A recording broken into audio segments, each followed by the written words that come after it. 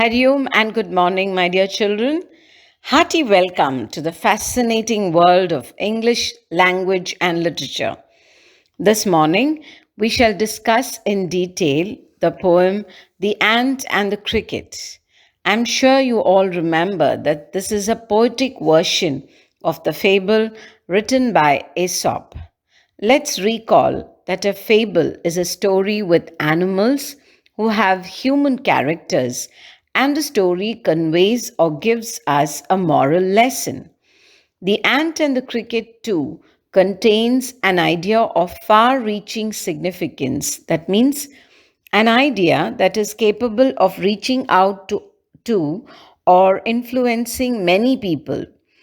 Now, to put it in simple words, we can say that the moral lessons conveyed in the poem can influence or impact and bring about changes for the better in the lives of many people.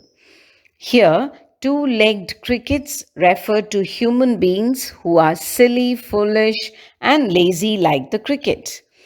Now, I shall read the poem for you. A silly young cricket, accustomed to sing through the warm sunny months of gay summer and spring, began to complain when he found that at home his cupboard was empty and winter was come. Not a crumb to be found on the snow covered ground. Not a flower could he see, not a leaf on a tree. Oh, what will become, says the cricket, of me? At last, by starvation and famine, made bold, all dripping with wet and all trembling with cold, away he set off to a miserly ant to see if, to keep him alive, he would grant him shelter from rain and a mouthful of grain. He wished only to borrow, he would repay tomorrow. If not, he must die of starvation and sorrow. Says the ant to the cricket, I'm your servant and friend, but we ants never borrow, we ants never lend. But tell me, dear cricket, did you lay nothing by when the weather was warm? Quoth the cricket, not I. My heart was so light that I sang day and night, for all nature looked gay. You sang, sir, you say? Go then, says the ant, and dance the winter away.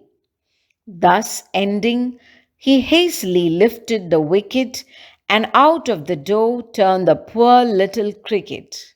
Folks call this a fable. I'll warrant it true. Some crickets have four legs and some have two. Now, let us look at the line by line explanation of the first part of the poem. In the first line, a silly young cricket is obviously a foolish, stupid, lazy, and careless cricket. Accustomed to sing, that means he was so used to, or he had cultivated the wrong habit of singing and wasting away his precious time.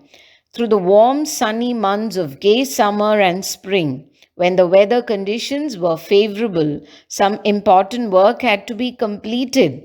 But our cricket, what did he do? He wasted away his time singing and enjoying the pleasant weather and did not do any work.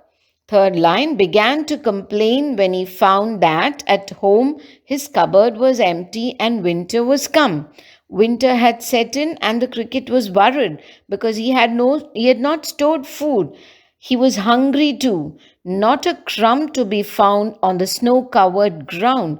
Everywhere he could see only snow, and he couldn't find even a small piece of bread.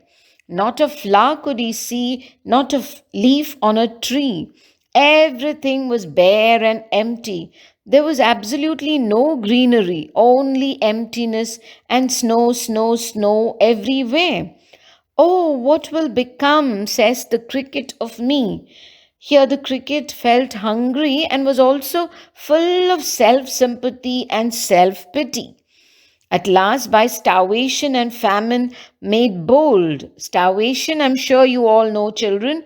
He couldn't control the pangs of hunger, and famine refers to the condition when there is absolute scarcity of food and water.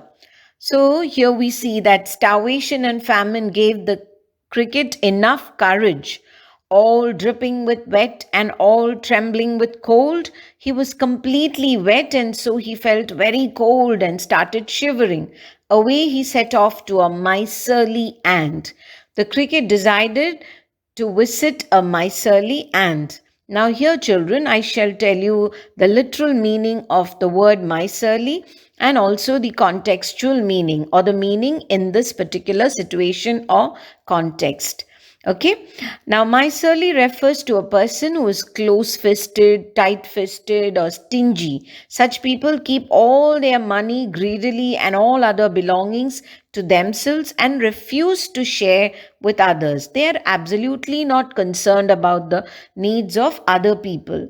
While the miserly ant here is frugal, sensible, clever, careful, and smart. He was frugal means being he was very economical, he was sensible while spending his money or any other things he had. He had prudence and foresight. Prudence again is being sensible. He was able to foresee the problems he would have to face in winter. That is why he worked hard during summer and spring instead of enjoying the pleasant weather conditions and stored food in his granary. But what did our lazy cricket do? He just wasted away his time. To see if to keep him alive he would grant him shelter from rain and a mouthful of grain. The cricket hoped that the ant would give him some food and shelter, a safe place to live during his troubled times. He wished only to borrow. He would repay it tomorrow. Here comes the funniest part of the poem. The cricket is planning to give a promise to the ant that he would return the food some other day in future. He expected only a timely help from the ant. If not, he must die of starvation and sorrow. The cricket was worried that he would die of sadness and severe hunger.